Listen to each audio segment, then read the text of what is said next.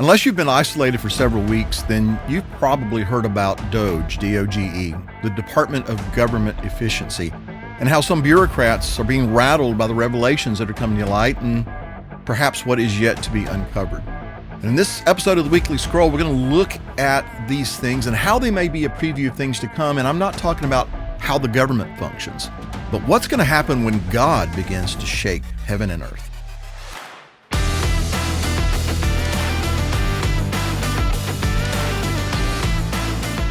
If you enjoy watching this and other great content from Jacob's Tent, download the Jacob's Tent app today.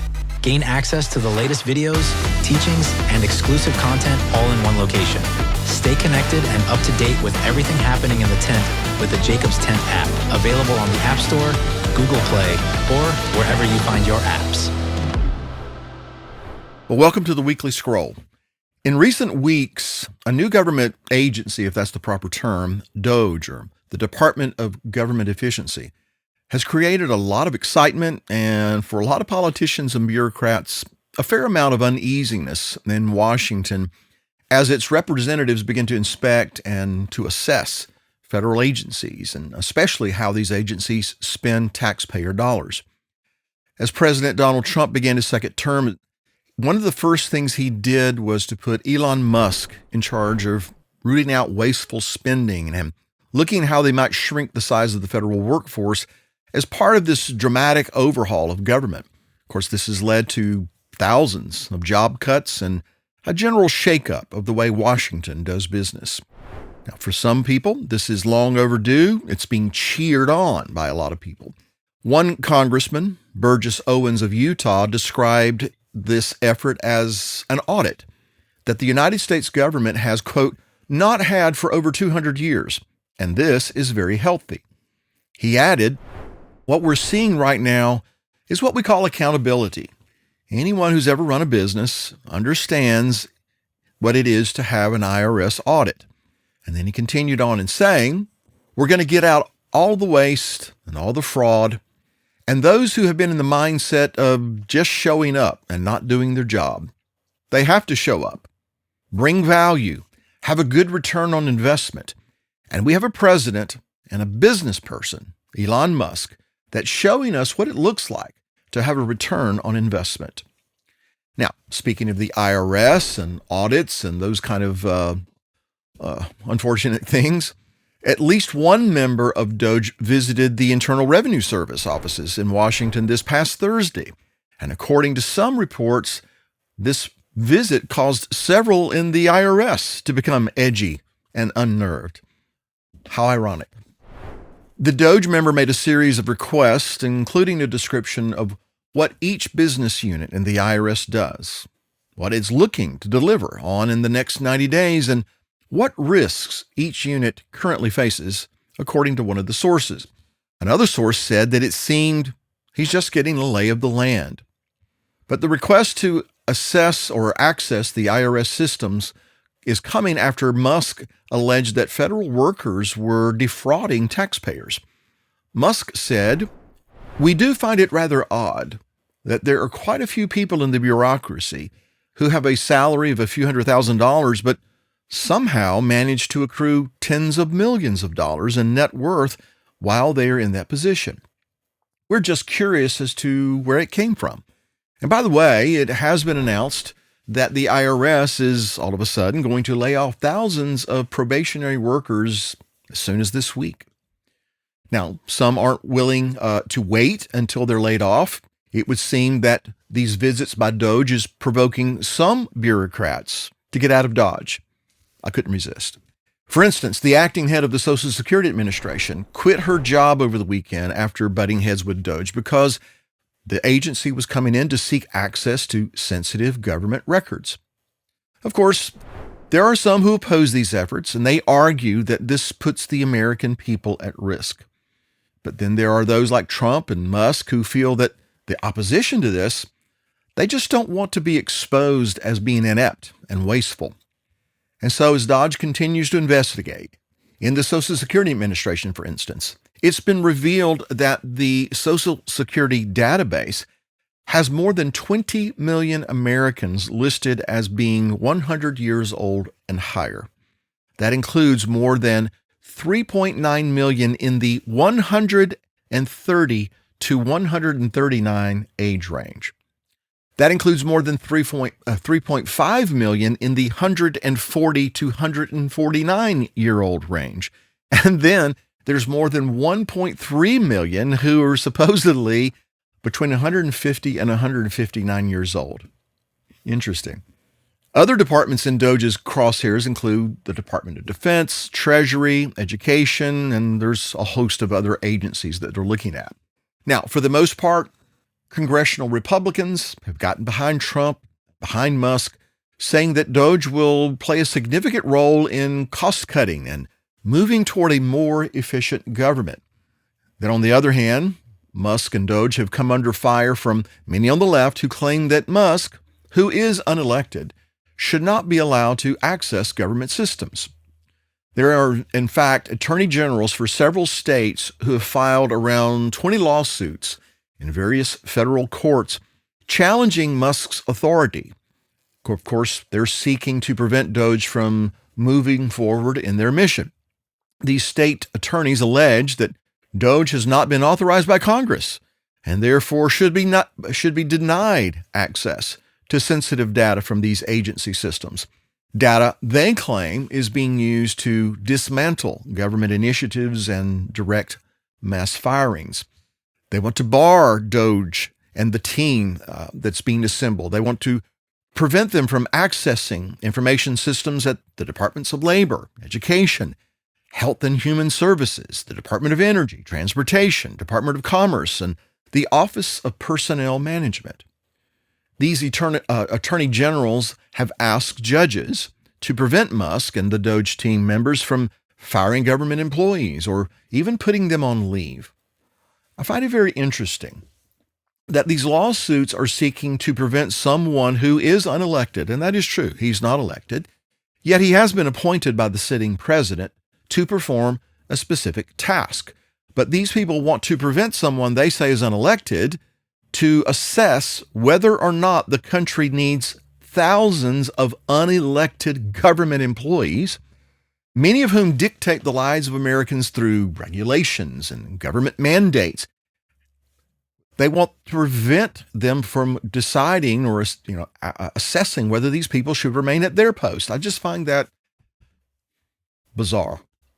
And if they're this upset over the possibility of some employees losing their jobs or funding, imagine what would happen if Trump questioned the wisdom of entire departments, say like the Department of Education, which Trump has in fact said he wants to close. In fact, he believes that it is a big con job, that is the Education Department. And as evidence of this, the White House cites statistics that show that 70% of eighth graders were below proficient in reading, 72% were below proficient in math. 40% of fourth graders did not even meet the basic reading levels. Standardized test scores have essentially been flat for over 30 years, despite the fact that hundreds of billions, with a B, hundreds of billions of dollars are spent on government-run education. But you see, those who love big government are not going to go quietly into the night. More than a dozen House Democrats descended on the Education Department recently, demanding to meet with the acting Secretary, Denise Carter. In the words of one congressional representative, quote, "We are here to ask her, will you comply with an illegal executive order to shut down the Department of Education?"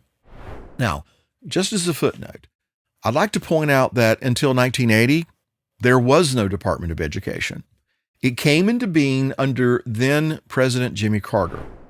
Seems to me, in terms of education, things went okay before there was a Department of Education. In fact, I would like to say that things probably went better before there was a Department of Education.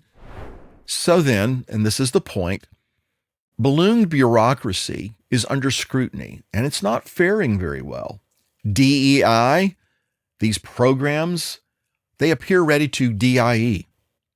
Bureaucrats are leaving their posts while they can still get a severance package, although there have been a few who have had to be escorted out, dragging themselves out kicking and screaming, refusing to leave their offices. And then there are these career politicians who are screaming foul because their pet projects, Elizabeth Warren, are being targeted for elimination.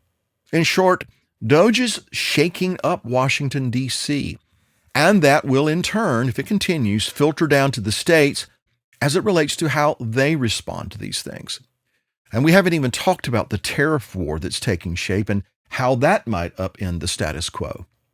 Now, on a personal level, this shaking has prompted people I know to contact me because they're nervous. Some people are overwhelmed with the feeling that there's too much happening and it's happening too fast. Generally speaking, this is my opinion anyway, people don't like change, and especially when it looks as if the change includes demolition or dismantling. So, considering the nervousness of those who don't like their warm fuzzies tampered with, like Elizabeth Warren and Maxine Waters and a host of others, I can't help but wonder what is going to happen when God starts shaking everything. That is, every institution, every industry, every nation, and every individual. Yeshua said that there is nothing covered that will not be revealed, nor hidden that will not be known. Therefore, whatever you have spoken in the dark will be heard in the light, and what you have spoken in the ear in inner rooms will be proclaimed on the housetops. Now, this could have a dual application. In other words, things that are true and things that are beneficial will be revealed for the sake of those who will embrace them. But also, it could mean that things that are false and detrimental are going to be revealed as well. Of course, Messiah was referring to issues far more important than whether there is a U.S. Department of Education. But then at the same time, if such agencies as this are brainwashing children with lies and doctrines of demons, for instance, promoting the nonsense that is transgenderism and gender reassignment, might he use different agents, maybe even a guy by the name of Elon Musk, to dismantle something that is harming these little ones? It's just food for thought. But the bigger picture is this. God has promised to shake up everything. And according to the writer of Hebrews, God is going to speak, and he's going to cause anything and everything to be shaken to its very foundations. He has promised, saying, "Yet once more I shake not only the earth, but also heaven." Now this, "yet once more," indicates the removal of those things that are being shaken, as of things that are made, that the things which cannot be shaken may remain. In other words, everything that man has built, every institution, every industry, every department, every agency, every government is going to be shaken to see whether or not it is worthy to remain, which means then that everything that is built on sand is going to fall. Only that which is built on the rock will be able to withstand the storm that is coming. Now, I'm not saying that Trump or Musk and DOGE are a fulfillment of this, not by a long shot, but I am suggesting that what we see occurring right now might be giving us a preview of how people, great and small, powerful and weak, how people are going to respond when God starts shaking things up. And in short, it's not looking good. It won't be good. Men and women will scramble to hold fast to that which they have deemed to be invaluable, only to find that moth and rust have already decimated their treasures. So with all of our precautions and security measures and firewalls and committees, there is nothing that can evade the scrutiny of the Almighty God. And that being said, I wouldn't try to presume how he will carry out his will in this regard. For all we know, we're seeing one of the ways that he intends to bring to light things that have been done in the dark. Now, what does this mean for you and me? Really, if you boil it down, it's just a reminder of what the Messiah said, and that is, do not lay up for yourselves treasures on earth, but lay up for yourselves treasures in heaven, where neither moth nor rust destroys, and where thieves do not break in and steal. For where your treasure is, there your heart will be also. Now, those of us who live here in America, and I would say that this is probably true in any country, We would prefer that our government was above board, thrifty, and generally concerned about the welfare of its people. I mean, who wouldn't want that? But at the same time, as believers, we are well aware that, generally speaking, mankind is corrupt, and mankind is inclined to serve its own interests rather than that of their fellow man. In spite of the arguments that some put forth that, oh, we're just looking out for the little man, we're looking out for the poor among us, for the American people, we know that many of them are just looking out for self. And so it kind of reminds me of Judas and his false concern for the poor when the woman poured expensive ointment on Yeshua's feet. You remember when this happened, he lamented that this could have been sold and the proceeds given to the poor. But according to John, he said this not because he was concerned about the poor, but because he was a thief and had the money box. And he used that money box to take what was put in it for himself. And so my point then, we would be foolish to put our confidence and trust in any man or anything that man builds. There's only one that we can trust. And he has declared that everything in heaven and on earth is going to be shaken and is going to be put to the test. Yeshua said that there will be distress of nations and that men's hearts will fail them from fear and the expectation of those things which are coming on the earth, for the powers of the heavens will be shaken.